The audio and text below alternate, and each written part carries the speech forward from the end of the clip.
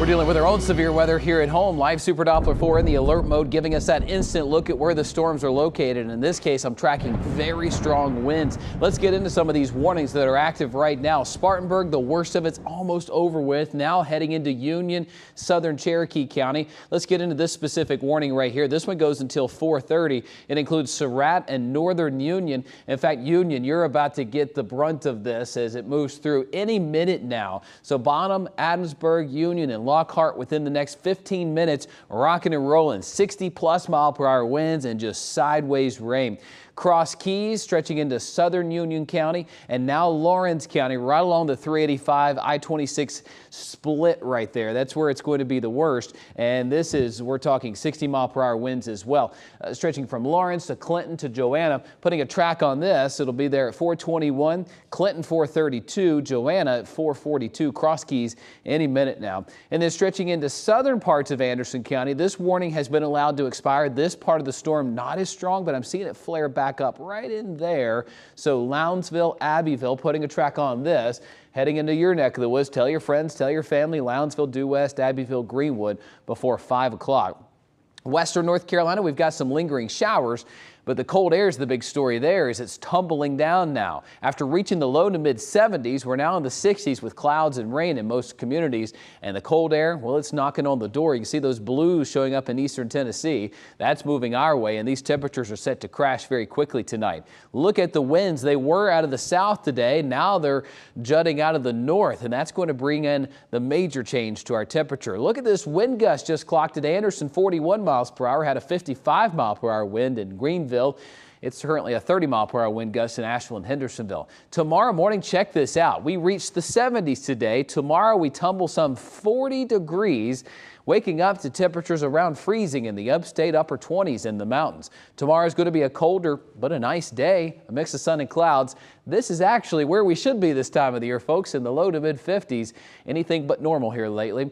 Clouds will increase late in the day and a spotty rain chance late. Asheville to Hendersonville, most of the day is dry and cooler in the 40s, eventually getting into the low 50s for a few hours in the afternoon, but it will be breezy, making it feel a bit cooler out. We'll be in the mid 50s in the upstate in Greenville and Spartanburg. But check this out. Friday is just a raw day, a high of only 47. That's down a little bit lower from my previous expectation. Saturday into Sunday, I've got mid to upper 60s returning to the forecast. So how do we get there? Well, northerly winds are in place right now. Waking up tomorrow to a nice day, partly cloudy skies.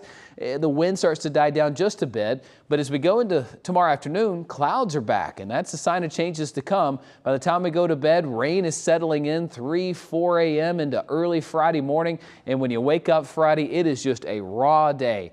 Rain, wind, and cold weather. Temperatures don't stand a chance on Friday, struggling to get to the mid to upper 40s. That's it. Really going to be quite wet. A good solid soaking starts to pull away by 6 o'clock, and going into Saturday morning, those cool northeasterly winds are still in place for a couple of hours, but we'll slowly climb out of this as the day goes on Saturday. It may take a little while. Saturday morning may be a bit wet and cloudy, but as the day goes on, eventually may even see a little bit of sunshine by the afternoon. Sunday is a much better day, partly cloudy skies with temperatures topping out near 70.